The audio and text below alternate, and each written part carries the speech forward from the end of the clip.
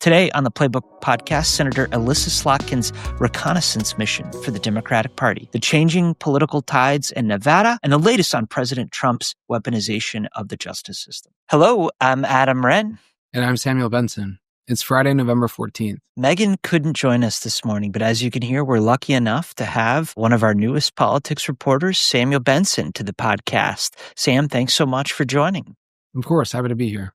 So without further ado, here's what's driving today. First up, I have some fresh reporting on Michigan's junior Senator Elissa Slotkin. Sam, since she delivered her party's response to President Donald Trump's joint session address earlier this year, it seems like she's been everywhere, and she's showing up farther and farther from her home state of Michigan. Yesterday, I spent some time with her on the ground in Kansas City, Missouri. Playbook sat in as she met with about 7 voters, both Republicans and Democrats, and listened to them. They were specifically voters who didn't show up at the ballot box last November, and mix of Republicans and Democrats. And she really tried to get under the hood and figure out why they didn't vote. And she heard a pretty grim assessment of both parties. And it was kind of a glimpse into kind of a post-apocalyptic American political landscape where people have lost trust in institutions, they've lost trust in parties. And Sam, it was interesting. They were talking about the last candidates who inspired them to vote, and I heard names like Bill Clinton, Barack Obama. Wow. And so, yeah, we are many years, in some cases decades, removed from these candidacies. And Slotkin has been trying to figure out ways to help the party become a majority governing party again. But Sam, I just found it very fascinating that she was, 800 miles away from Michigan and Kansas City doing this. And for me, it sort of raised the question, is she sort of edging herself into the 2028 conversation? And I asked her this, and she didn't say no. She said, when you come to the Midwest and people think that that's the automatic signal that you're running in 2028. And I kind of pressed her again and said, that's not really no. She said, honestly, I just got to the Senate like 8 seconds ago. She said that she's really interested in leadership that adapts to the 21st century and adapts to the president's style of doing things. I took that to mean President Trump's sort of, executive style of leadership, breaking norms. And she said, it might not be me who leads that charge, and it doesn't have to be me who leads that charge, but I'm looking for people who are ready to be partners in that attempt. So Sam, what do you make of all that? Well, it's clear there's this kind of a leadership vacuum right now on the Democratic side. We published our polling last week about who's the leader of the Republican Party, who's the leader of the Democratic Party. Republicans have a very good idea of who their leader is Donald Trump, and Democrats have no idea.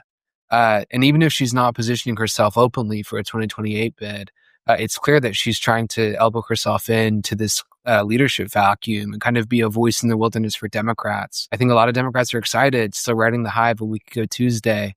And someone like Slotkin, who's young, who's new, who represents a swing state, can be helpful for the party, I think, to have voices like this, speaking truth as they see it and trying to access these low propensity voters that maybe haven't had voices they appreciate or respond to in the Democratic Party in decades. Sam, you've written, as you've said, about some of our first Politico polling that we're going to be doing in this ongoing project. Based on that, and based on your reporting, how big do you think the fields are going to be, both on the Democratic side and the Republican side, in 2028? I mean, it's hard to predict what the Republican field will look like. I mean, you reported recently that it's kind of Vance and Rubio at this point. At least there's internal conversations pointing to that direction.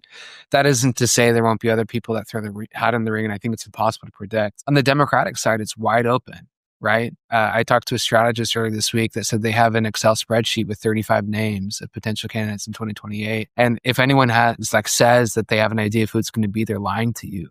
There's just no clear nominee. Of course, Kamala Harris has name recognition. Gavin Newsom is doing his best, I think, to throw his hat in the ring early on. But it's going to be wide open. And it's a long, long list of potential candidates.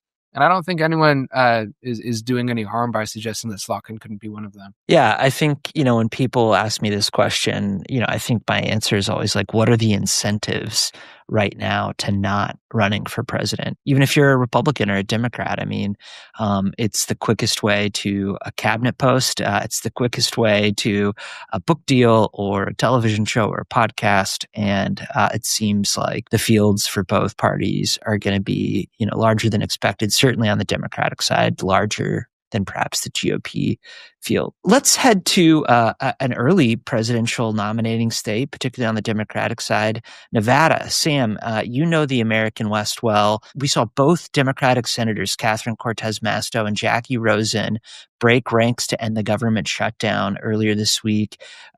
They've been criticized by their own party, but we're seeing, more broadly, a shifting political landscape in the state. What do you make of this, and what's really happening here under the hood? Yeah, we have a story up this morning that kind of situates this decision that Senators Rosen and Cortez Masto made within this changing Nevada and this changing West. The Reid machine that kept Nevada blue for decades doesn't exist anymore, at least not in the same degree that it did when Harry Reid was leading the state.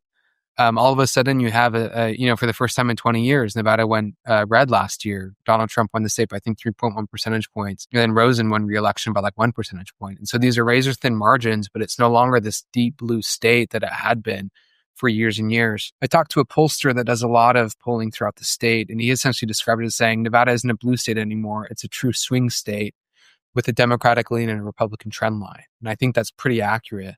The economy is top of mind, I think, for the majority of voters there. It's one of those states that's absolutely tethered to its working class economy. When the national economy sneezes, Nevada gets a flu, they say. Right now, I mean, a lot of people have flashing red lights in Nevada suggesting that the economic downturn they've seen there could be, a bad omen for the rest of the country. They've seen tourism down. They've seen casino revenue down. They've seen all sorts of resort revenue down. When it should have been peak season over the last couple of months. And I think that could be a bad trend for the economy writ large. But the question, of course, is politically, what does this mean? When you saw both Senators Rosen and Cortez Masto vote to end the shutdown, as we talked to people across the state, it was clear that this was a reflection of both political necessity and economic necessity. A huge proportion of Nevadans rely on SNAP. And when the food stamps are paused or dry up, that's serious. And when you have a state that relies on tourism and all of a sudden flights are getting canceled or delayed in and out of Harry Reid, that's an issue. And I think more than anything, it shows this is a state that's changing. It's changing politically. And the economic winds, of course, are pressing heavily on the senators that represent the state of Washington. We go now to our final story of the day, weaponization. We've continued to see more examples of President Trump and his attempts to weaponize the justice system. The latest person to find himself in the president's sights is California Representative Eric Swalwell, who Federal Housing Finance Agency's Director Bill Pulte referred for a potential investigation into mortgage fraud yesterday. Swalwell is now the fourth Democratic official to face such allegations.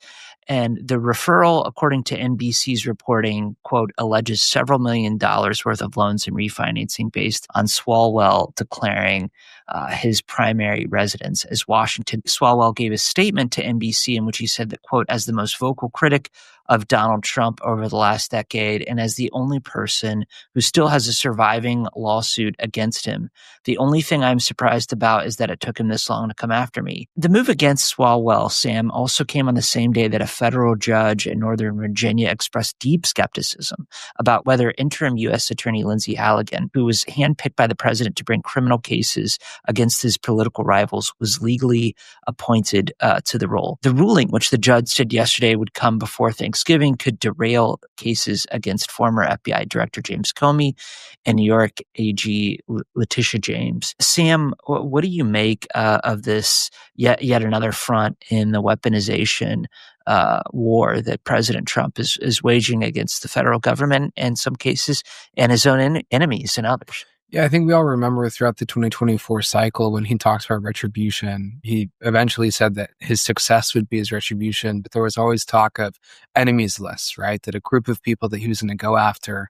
And I think we're seeing that play out to a certain degree. He's using his ability as president of the United States to go after some of his clear political rivals. And I don't think this is the end of this. There's a lot of chatter about Senator Adam Schiff and what's going to happen with him.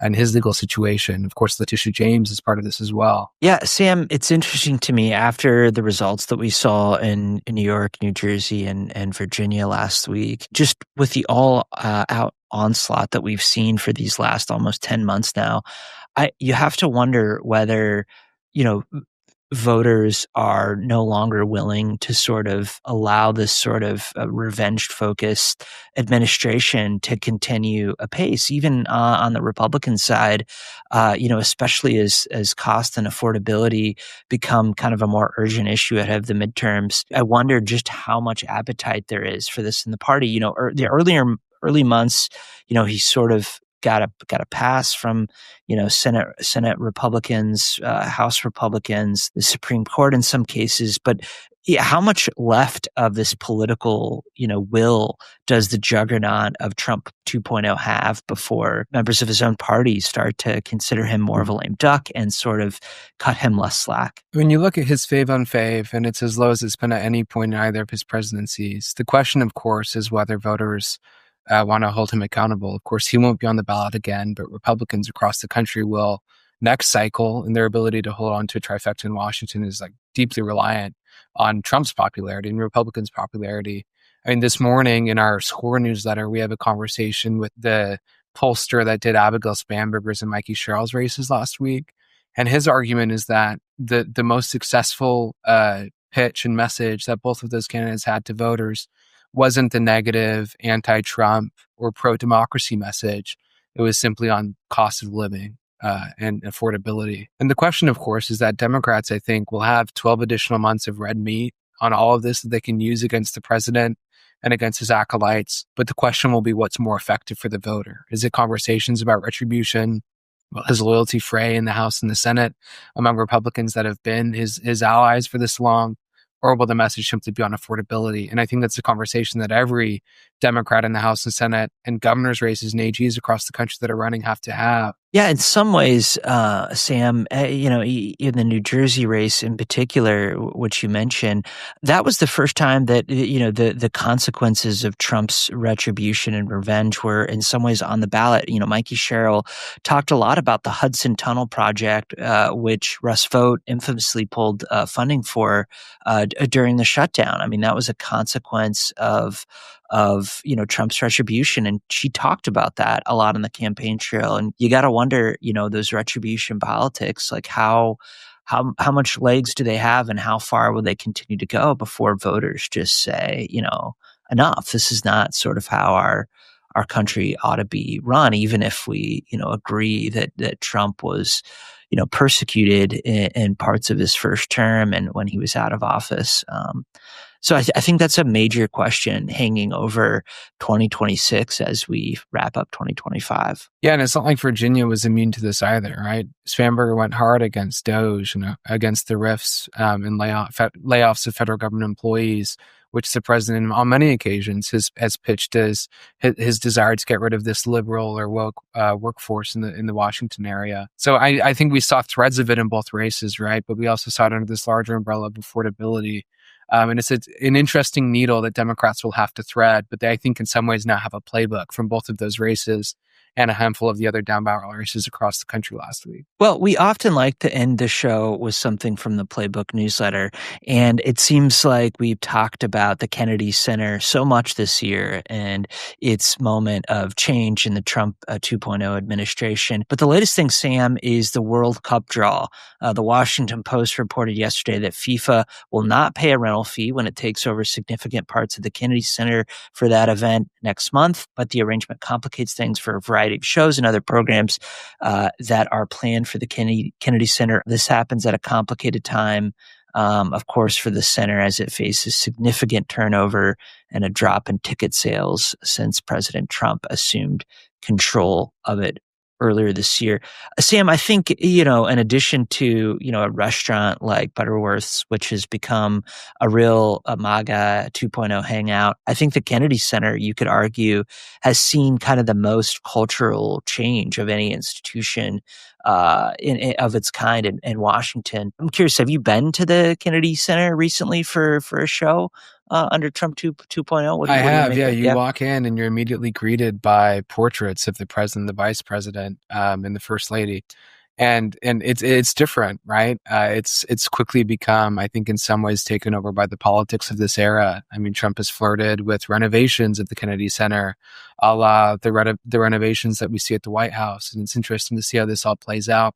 The question, of course, is under this bigger umbrella of the World Cup coming to the U.S. as well as Canada and Mexico next year. NAFTA still has to be renegotiated before next year.